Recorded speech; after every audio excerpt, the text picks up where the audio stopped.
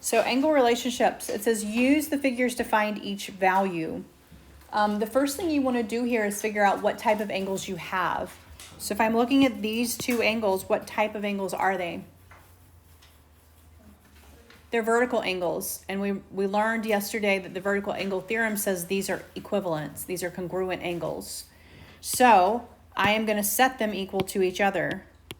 And so when you're given something like this, you want to take the 13x and you want to set it equal to the 7x plus 6. Now this is where the algebra comes in. How do I solve this? What's my first step in solving this? Distribute. So I'm going to distribute that 7 through. So I'm going to leave the 13x alone. 7 times x is 7x. 7 times 6 is 42. All right. Then what's my next step here? Yeah, subtract 7x over. All right. On the right-hand side, it's going to cancel. 13 minus 7 is going to give me 6x equals 42. And then I'm just going to divide by 6. So you should have gotten that x equals 7 here. X equals 7. Now, the next two things are just asking for specific angles. They want us to find angle AED. So AED, this guy right here. They want us to find this one. All right, AED. And so I'm going to take that variable that I just solved for and I'm going to plug it back into what I know the measure of angle AED is. They told us it is 7 times x plus 6. So I'm going to plug that in. 7, and my x is 7. And then just do order of operations. 7 plus 6 is 13, right? And then 7 times 13. And what do I get there? Right, so you should have got 91 for that one. All right, 91. Now the next angle they asked for is angle CED. So that's this one. And they didn't give us really any information on this one. But what do we know about these two angles here? What type of angles are those? There's a special name for those. When they form a line, it is called it's a linear pair, and by the supplement theorem, they are supplementary, all right? So a linear pair is always supplementary, and supplementary means they add up to 180, okay? So if we know that these two are supplementary, they add up to 180. So if I know one of them, how do I get the other one? All right, so just subtract from 180. We're just going to say 180 minus 91. So you should have gotten 89 for that one. This is a linear pair. So these add up to 180. So for this one, you want to set them equal to 180. 3y plus 7 equals, or not equals, plus 9y plus 5 equals 180. So the two angles add up to 180 because they are a linear pair. Combine your like terms and then solve. Subtract 12, divide by 12. For this one, you should have gotten 14. MON, that's this one right here. Plug it back in. You should have gotten 49. And you could have plugged it in, or you could have just subtracted that from 180 to get the next one, 131. So you could have either plugged the y in for this or subtracted this one from 180. Either way, you'll get that other angle. All right, questions on that? These obviously form 90 degrees, right? What are those called? What are two angles that add up to 90 degrees? Complementary angles. So for this one, you would have just added them to equal 90. 4z plus 7z plus 2 equals 90. And then you would have solved there. Your z should have been 8. Again, they wanted you to plug it back in. GHJ, that's this one right here. Plug it back in to solve. You should have gotten 32. And you could have either plugged it in or you could have just subtracted from 90 for this one to get 58.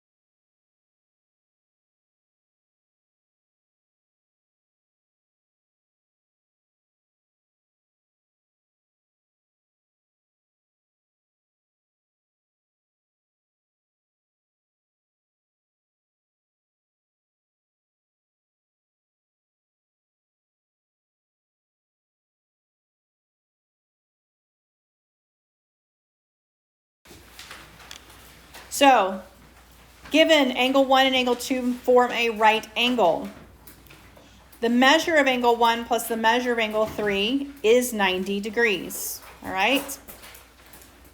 So the first thing, that they form a right angle. How do you know that? Given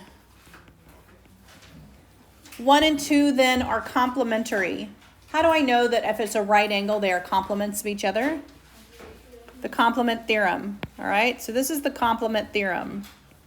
The complement theorem says that right angles are complementary.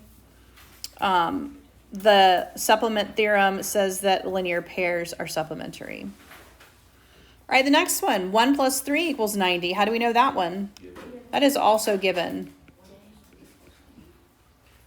All right, 1 and 3 are complementary. All right, so this one is, so they didn't actually tell us they form a right angle. Complement theorem actually says that right angles, if two angles form a right angle, then they're complementary. This one's actually the definition of complementary. Definition of complementary is two angles add up to equal 90 degrees. So while they look similar, notice the fact that they went from right angle to complementary, and then just that they add up to 90 to complementary. From a right angle to complementary is the complement theorem. Them adding up to equal 90 is just the definition of complementary angles. So this one right here is just the definition of complementary angles.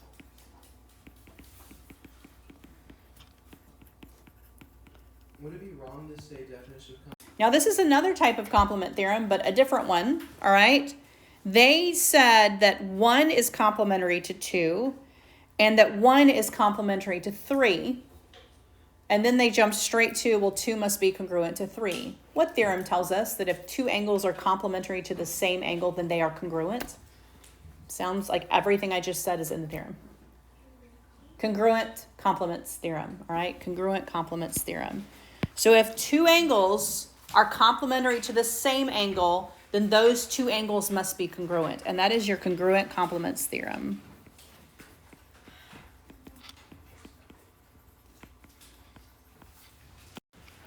So they've given us that 1 and 2 are complementary, and that 3 and 4 are complementary, and they want us to prove that 1 is congruent to 4. So let's just talk through this proof before we look at the steps that they took, all right? We know that 1 and 2 are complementary, and we know that 3 and 4 are complementary. Just looking at this particular picture, do we know any other angle relationships here? We did. 1 and 2 are complementary, 3 and 4 are complementary. My first two steps are both what? These are both given. So then they said 1 plus 2 is 90 and 3 plus 4 is 90. Why do I know that? Why do I know that complementary angles add up to 90 degrees? Definition of complementary angles. So this is, both of these are definition of complementary angles.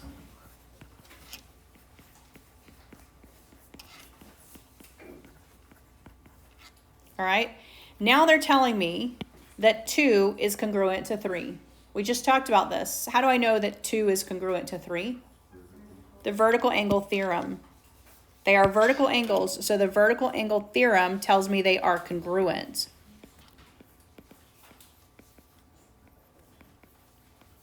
They went from congruence to equality. What tells you can go from a congruence to equality? Definition of congruence. If you haven't used this one enough to know it. All right, now let's look at what they've done here. The measure of angle 1 plus 2 is 90. The measure of angle 3 plus 4 is 90. So they're saying the measure of angle 1 plus 2 equals the measure of angle 3 plus 4. Why can I do that? This is equality, so I'll take two different answers here. So you can do substitution because all they did was substitute the 90 here for what 90 equals, or measure of 1 plus 2 is 90, 90 equals 3 and 4, transitive, A equals B, B equals C, A equals C. I will take either because this is equality. I will take either transitive or substitution here. If it was congruence, we would not be able to do that. All right. Now, let's see what they've done. Right here, they have just replaced measure of angle 2 with the measure of angle 3, because right here we know they're equal. So they took one piece out and replaced it. There's only one that you can put here. Substitution is the only one you can use here. So this one is only substitution. Now I heard this answer earlier, but now what they've done here, what did they do to both sides? They subtracted the measure of angle 3. What tells me I can subtract something from both sides of an equation? The subtraction property of equation.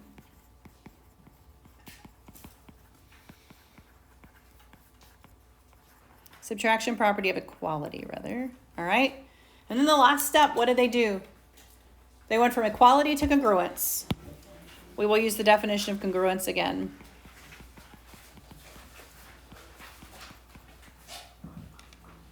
Let's first look at what they've given us. So they have given us that 1 is congruent to 4. And then they said 4 and 5 form a linear pair. All right? And so what they want is they want us to prove that 1 and 5 are supplementary. Now, 1 and 4 are congruent. 4 and 5 are a linear pair. If they're a linear pair, what do we know about them as well? They're adjacent and they're supplementary. If they're a linear pair, they have to be those two things. All right? So we know that 4 and 5 are supplementary. 1 is congruent to 4. Well, then we know that 1 is supplementary to 5, right? Because of my congruence supplement theorem. And so that's how we're going to walk through this process. We're going to start with what we know. We're going to use that information to set it up and then to solve it, okay? So 1 is congruent to 4. How do we know that one? That is given. Now they have told us our next reason is the definition of congruence. So what do you think they did there?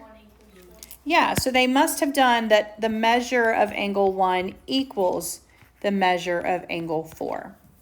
All right? Then they're going to use their second given statement. What was the second given statement? Right, so the linear pair. So angle 4 and angle 5 form a linear pair. Now they went from linear pair to supplementary. What theorem tells me that if it's a linear pair, then it's supplementary? The supplement theorem.